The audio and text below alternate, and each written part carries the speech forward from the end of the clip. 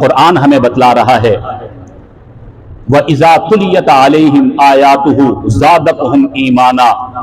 دوسری صفت ایمان والوں کی یہ ہونی چاہیے کہ جب ان کے سامنے قرآن پڑھا جائے تو قرآن کو سن کر ان کے ایمان کو جلا ملے، ان کے ایمان میں اضافہ ہو جائے، ان کے دل میں قرآن کی ایسی محبت ہو، قرآن کا ایسا عشق ہو، قرآن کی ایسی نسبت ہو، قرآن کا ایسا تعلق ہو کہ جب جب وہ قرآن سنے ایمان میں اضافہ ہوتا چلا جائے۔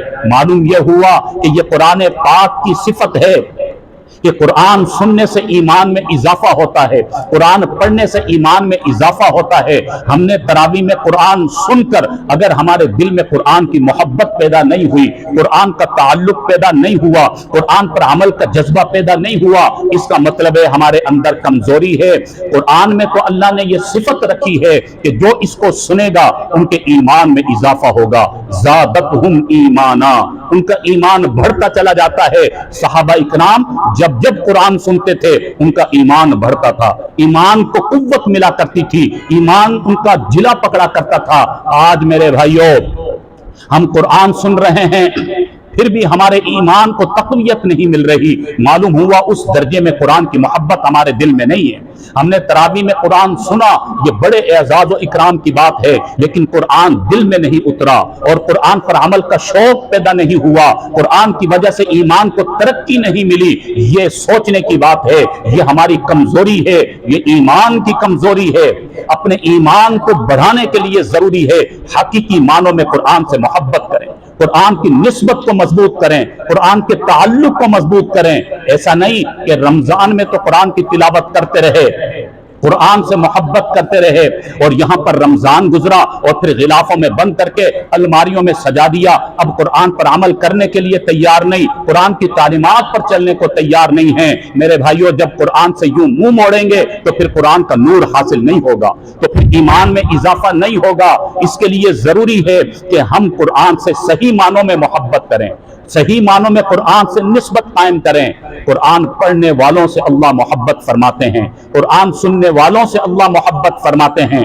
صحابہ اکرام رضوان اللہ علیہم اجمعین قرآن کے سچے عاشق تھے، قرآن کی محبت ان کے دل میں تھی، وہ قرآن کو محبت سے پڑھا کرتے تھے۔ حضرت ابی ابن کعب رضی اللہ عنہ کا واقعہ تفاسیر میں اور احادیث میں لکھا ہے، روایات میں آتا ہے، حضرت ابی ابن کعب رضی اللہ عنہ بڑے قاری قرآن تھے، قرآن کے بڑے عاشق تھے اور بڑے وجد میں قرآن پڑھا کرتے تھے، بڑے شوق سے پڑھا کرتے تھے۔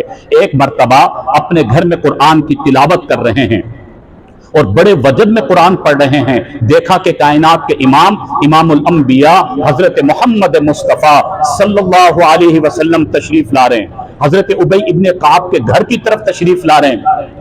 حضرت ابی ابن کعب نے دیکھا کہ امام الانبیاء خود میرے گھر کی طرف تشریف لا رہے ہیں، کھڑے ہونے لگے۔ حضور اکرم صلی اللہ علیہ وسلم نے اشارے سے فرمایا آگے بڑھے، فرمایا اے ابی ابن کعب کھڑے مت ہو، قرآن کی تلاوت کو بند مت کرو، قرآن کی تلاوت کرتے رہو، میں آیا نہیں ہوں بھیجا گیا ہوں، مجھے اللہ کی طرف سے حکم ہوا ہے۔ اے ابی ابن کعب جو تم قرآن پڑھتے ہو، جو تمہارے دل میں قرآن کی محبت ہے، جو قرآن کی تلاوت کا شوق ہے، جو قرآن کا عشق ہے، اور جس طرح وجد سے تم قرآن پڑھتے ہو، اللہ نے عرشوں پر تمہارا قرآن پڑھنا قبول فرما لیا ہے اور مجھے حکم دیا ہے کہ اے میرے محبوب آپ کے ایک صحابی ہیں ابی ابن کعب، انہیں اللہ کا سلام پہنچا دو اور ابی ابن کعب کے پاس چلے جائیں، اے اللہ کے رسول آپ نے ان سے قرآن کو سننا ہے۔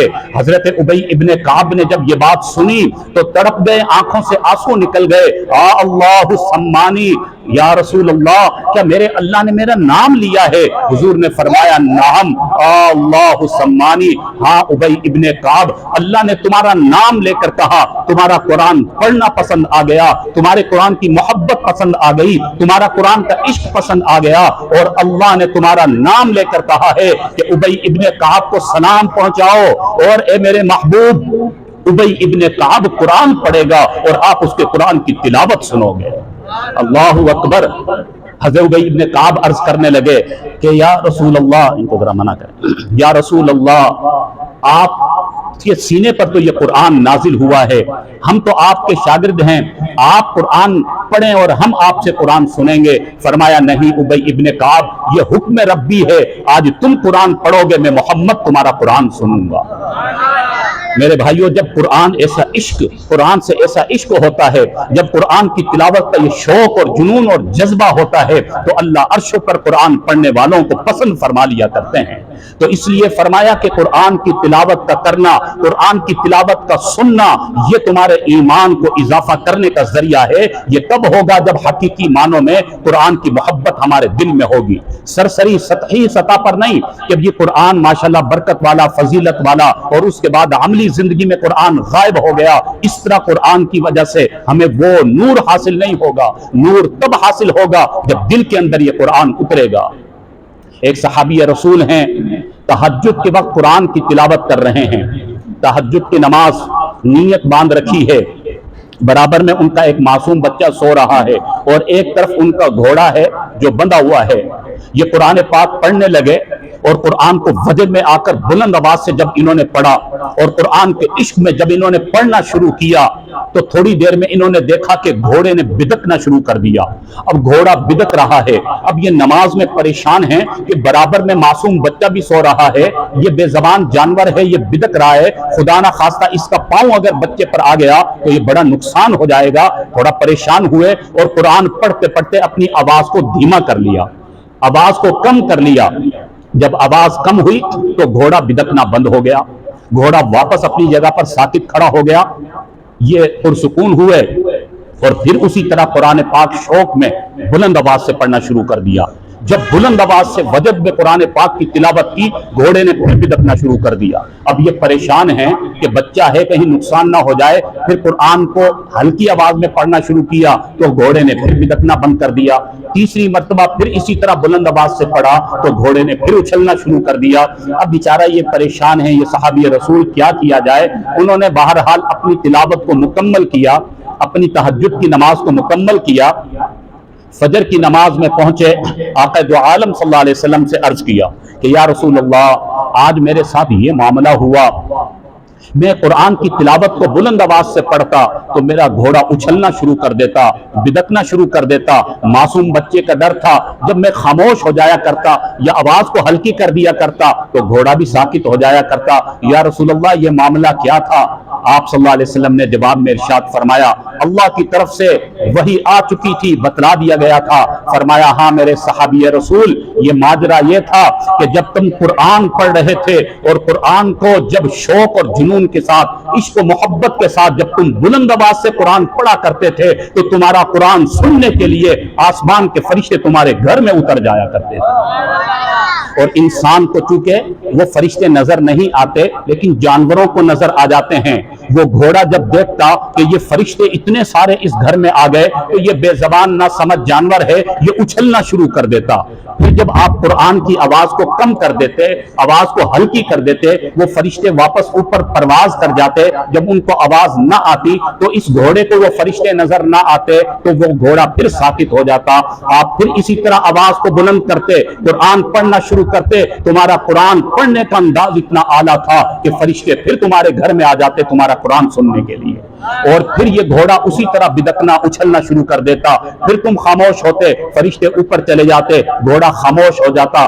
فرمایا کہ اے میرے صحابی، اے نوجوان، اگر تم اسی طرح قرآن خوبصورتی کے ساتھ، محبت کے ساتھ، اسی طرح وجد سے قرآن پڑھتے رہتے اور فجر کی اذان تک پڑھتے رہتے تو صبح فجر کی اذان کے بعد مدینہ کے لوگ اور مسلمان صحابہ اکرام ان فرشتوں کی زیارت اپنی آنکھوں سے کر لیتے۔